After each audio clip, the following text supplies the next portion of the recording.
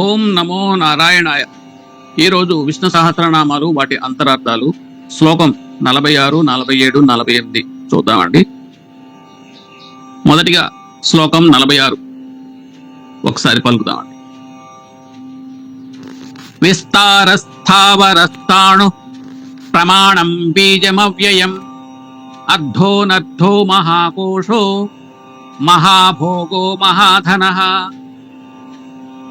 మొదటిగా విస్తార స్థావర స్థాణు అనగా విశ్వతోముఖ దక్షిణ్యంతో విశ్వాత్మ విశ్వమంతటా విస్తరించి ఉంటాడు.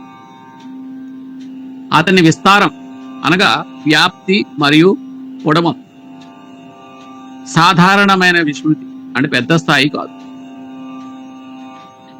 స్థావరమైనది స్థాణు అనగా దృఢంగా నిలబడి కదలకుండా ఉండేది అని అర్థం. అంటే స్థావరమైన రూపంలో అనేకులకు ఆశ్చర్యమిచ్చేది అని అర్థం. తాను కదలకపోయినా ప్రాణకోటి తనలో చేరటం వల్ల అతని నిస్సృప్తికి అంతరాయం లేదు. కొండలు, గుహలు, అడవులు, అరణ్యాలు అన్నీ అతనిలోనే ఉండటం వలన అతనికి స్థాణు రూపం ఏర్పడింది అని దీని భావన. తర్వాత పదం ప్రమాణం బీజం అవ్యయం అనగా జ్ఞానస్వరూపుడు అవటం వల్ల అతని ఉనికికి విస్మృతికి నిలకడకు వేరే ప్రమాణం అంటే కొలత అనేది లేదు. అలాగే సామాన్యంగా బీజం విస్తరించి చెట్టుగా మారిన తర్వాత బీజం నశిస్తుంది. కానీ పరమాత్మని విస్మృతి అతని బీజ రూపానికి ఏమాత్రం అంతరాయం కలిగించదు. బీజం బీజంగానే ఉండి వృక్షం పెరుగుతుంది అని దీని పూర్తి భావన. తర్వాత పదం అర్ధః అనగా భౌతిక కోరికలను విడిచిపెట్టిన శుద్ధ భక్తులు ఆయనను పొందేందుకు కృషి చేస్తారు. ఆ విధంగా అర్ధః అని పిలుస్తారు ఆయన. అనర్ధః అనగా భౌతిక కోరికలతో నిండి ఉన్నవారు ఆయనను పొందాలనుకోక స్వర్గలోకాలలోని ఇంద్రియ భోగాల కోసం పరితపించు వారిని కోరికల రూపమున మనస్తృప్తి గావించుచు ఆ అనర్థములచే వారిని ముంచి తేల్చు మహనీయుని అనర్థః అని చెప్పుదు. తర్వాత పదం మహాకోశః అనగా పంచకోశములు అనగా అన్నమయ, ప్రాణమయ, మనోమయ, విజ్ఞానమయ, ఆనందమయ కోశము పరిధిలో సంచరించు స్వామిని మహాకోశః అని తత్వవాదులు ప్రశంసింతురు. తర్వాత పదం అండి మహాభోగః అనగా శరీరముల ద్వారా పొందదగిన సుఖాలను భోగములందు. శరీరము వదిలి దివ్య శరీరం పొందిన పిదప శాశ్వతంగా పొందు సుఖాలను మహాభోగములందు. ఈ భోగముల యొక్క విశేష స్వరూపుడైన భగవానుడును మహాభోగః అని సేవింతురు.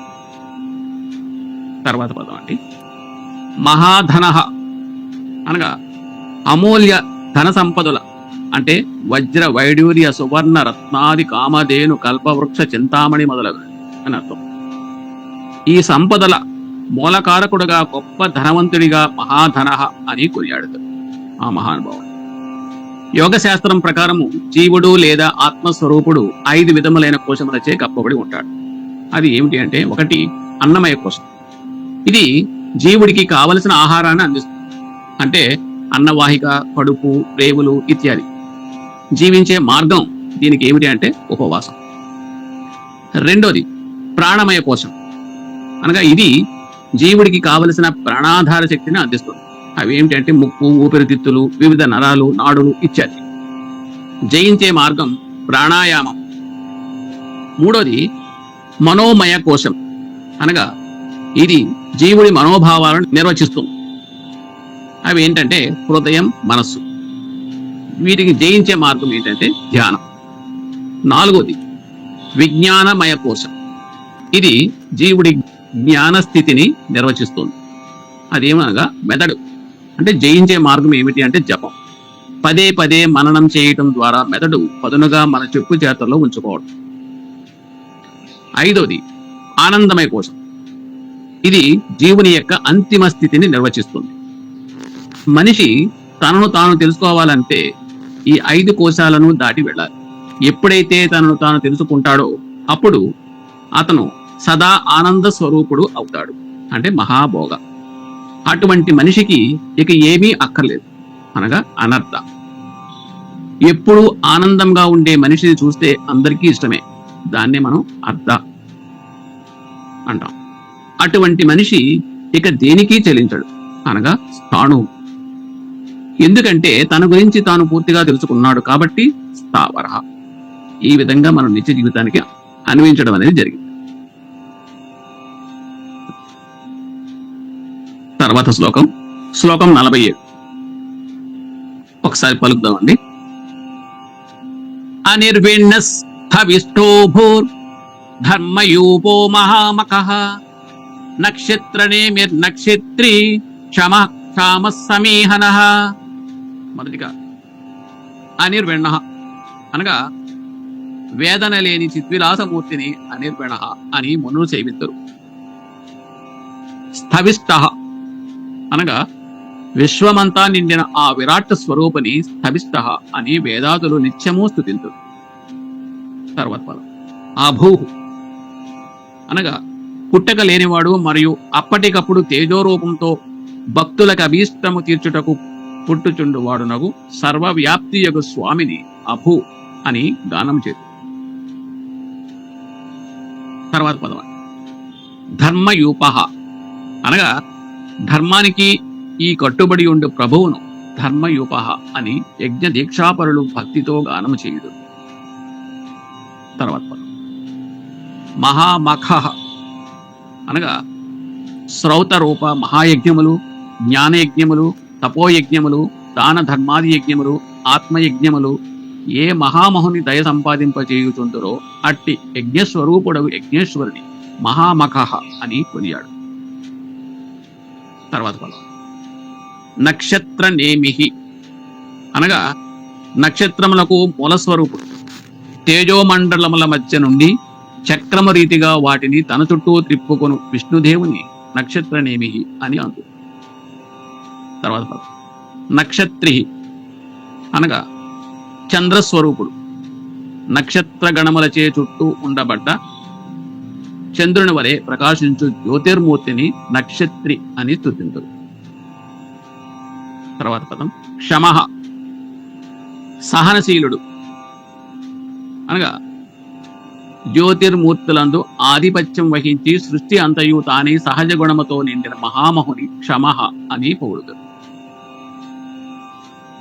తర్వాత పదం అండి క్షామ అనగా చివరి వరకు మిగిలి ఉండేవాడు అని అర్థం. జీవుల హృదయక్షేత్రములందు ఉద్భవించు దుర్వికారములను తలెత్తనీయకుండా తన్ను ఆశ్రయించిన వారిని కనిపెట్టువాడును సమస్తము నశించినట్లు చేయు ప్రభావశాలిని క్షామ అని తలంతు. తర్వాత పదం సమీహన అనగా సర్వభూతముల హితములను కోరువాడు అని అర్థం. సకల లోక కళ్యాణమే సర్వేశ్వరుని అభిలాష అని కూడా అర్థం. కావున సమీహన అని పిలిచేదారు. దీనికి వివరణ కూడా ఇవ్వడం జరిగిందండి. ఒకసారి చూద్దాం. జీవితంలో మనం చేసే ప్రతి పని ఒక యజ్ఞమే. జీవిత యజ్ఞంలో అతి ముఖ్య పాత్ర వహించేది యజ్ఞకర్త, అంటే మనం, మహామకః. మనసు యజ్ఞ పశువు. ఆ యజ్ఞ పశువు అనబడే మనసు అటూ ఇటూ పరిగెత్తకుండా ధర్మం అనే ఊచకు కట్టివేసి జీవితాన్ని సక్రమంగా నిర్వర్తిస్తే యజ్ఞం అంటే జీవితం సఫలం అవుతుంది. ధర్మో రక్షిత. కాలం మారిన ధర్మం మారదు. అభూ ఇది సత్యం. ఎవరైతే ధర్మాన్ని ఆచరిస్తారో వారికి వేదన అనేది లేదు. అదే అనిర్విణ. వారి కీర్తి ప్రపంచమంతా వ్యాపిస్తుంది. ఆ విధంగా స్థవిష్ట.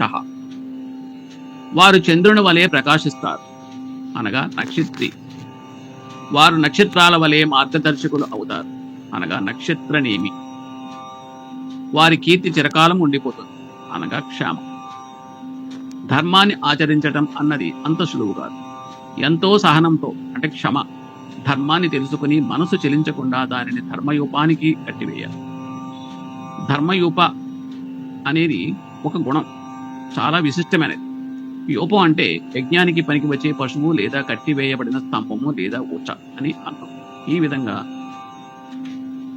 నిత్య జీవితానికి అన్వయించే పూర్తి వివరణ ఇవ్వబడింది. శ్లోకం 48 ఒకసారి పలుకుదాం. యజ్ఞయుజ్యో మహేజ్యచ్చ క్రతుసత్రం సతాం గతిః సర్వదర్శి విముక్తాత్మ సర్వజ్ఞో జ్ఞానముత్తమం. మొదటిగా యజ్ఞ అనగా, యజ్ఞం అంటే స్వామికి చాలా ఇష్టం. యజ్ఞ యాగాదులలో పూజారూపమున నిత్యము భక్తులనంటి ఉండే ప్రభువుని యజ్ఞ అని అందు. తర్వాత ఇజ్య అనగా యజ్ఞ యాగాదులలో ఆరాధించవలసిన పూజ్యుడు గాన ఇజ్య అనగా సకల ప్రార్థనల పరమలక్ష్యం ఆయనే, ఇది ఇజ్య. తర్వాత మహేజ్య అనగా ఆయనను అత్యంత ఘనంగా రాజోచిత సత్కారాలతో పూజింతురుగాన మహేజ్యగా పిలుతురు. తర్వాత క్రతు అనగా యజ్ఞమునకు ఆధారభూతి, వేదాలలో నిర్దేశించిన కర్మానుష్ఠానాలన్నీ ఆయన పూజ కొరకే ఉద్దేశించబడినవి కాన క్రతుగా పిలిచెదరు. తర్వాత పదం సత్రం అనగా తన భక్తులకు ఆయన రక్షకుడు, వారి యొక్క ఏకైక సంపదగా వారిచే కొలవబడేవాడు కాన సత్రంగా పిలిచెదరు. తర్వాత పదం సతాం గతి అనగా శుద్ధ భక్తులైన వారు మాత్రమే ఆయన సాన్నిహిత్యాన్ని పొందగలరు, ఆ విధంగా సతాం గతి. తర్వాత పదం సర్వదర్శి అనగా ఆయన సర్వద్రష్ట, ప్రత్యేకించి తన భక్తుల కర్మలన్నింటినీ గమనిస్తూ ఉంటాడు గాన సర్వదర్శి. తర్వాత పదం విముక్తాత్మ అనగా భౌతిక సంసర్గములకు అనగా అడ్డంకులకు ఆయన అతీతుడుగాన విముక్తాత్మ అని సంబోధిస్తు. తర్వాత పదం సర్వజ్ఞ అనగా ప్రతి జీవిలోనూ నివసించే పరమాత్ముడు కనుక ఆయన సమస్తమును ఎరిగి ఉండు, అనగా సర్వము తెలిసిన ప్రభువుగా సర్వజ్ఞ అని అందు. తర్వాత పదం జ్ఞానముత్తమం అనగా అత్యుత్తమ జ్ఞానము కలిగిన వాడు గాన ఆ జ్ఞానమూర్తిని జ్ఞానముత్తమం అని కొనియాడదు. దీనికి వివరణ ఈ విధంగా ఇవ్వబడిందండి, ఒకసారి చూద్దాం. జ్ఞాన సముపార్జనలో అత్యున్నత స్థాయికి వెళ్ళిన తర్వాత మనకు జీవితంలో ఎటువంటి ఆటంకాలు ఉండవు. జ్ఞాని అయిన వాడు సర్వకాల సర్వావస్థల యందు సర్వము గ్రహించేవాడు కావున ఆయన్ని సర్వజ్ఞ అని అంటాం. విముక్తాత్మ అనేది అది ఒక గుణం, ఎంతో విశిష్టమైనది. సరిగ్గా ఆలోచిస్తే నిత్య జీవితంలో మనకు ఎదురయ్యే ఆటంకాలు కేవలం మనం సృష్టించుకున్నవే. ఉదాహరణకి ఒక మనిషి ఆరోగ్యకరమైన జీవితం గడిపేటందుకు ఆహార వ్యాయామ నియమాలను నిత్యం పాటించడానికి ఎదురయ్యే ఆటంకాలు చాలా మటుకు తాను కల్పించుకున్నవే. పరగడుపున వేడి నీళ్లు తాగటం పెద్ద పని కాదు, ఆరోగ్యానికి మంచిది కూడా. కానీ అది కూడా చేయలేక అనారోగ్యం పారి ఆ జీవితం ముందుకు సాఫీగా సాగటం లేదనుకోవడం అది అవివేకం. ఒక్కసారి అటువంటి అడ్డంకుల్ని తొలగించుకుని విముక్తలమై ముందుకు వెళితేనే సర్వజ్ఞులం అవుతాం. అప్పుడు మనం అందరికీ ఆదర్శంగా నిలబడతాం. అదే సతాం గతి. ఈ విధంగా మన నిత్య జీవితానికి అన్వయిస్తూ వివరణ అనేది ఇవ్వడం జరిగిందండి. ఈ విధంగా మనకి 3 శ్లోకాలు పూర్తయ్యాయి. ఓం నమో నారాయణాయ.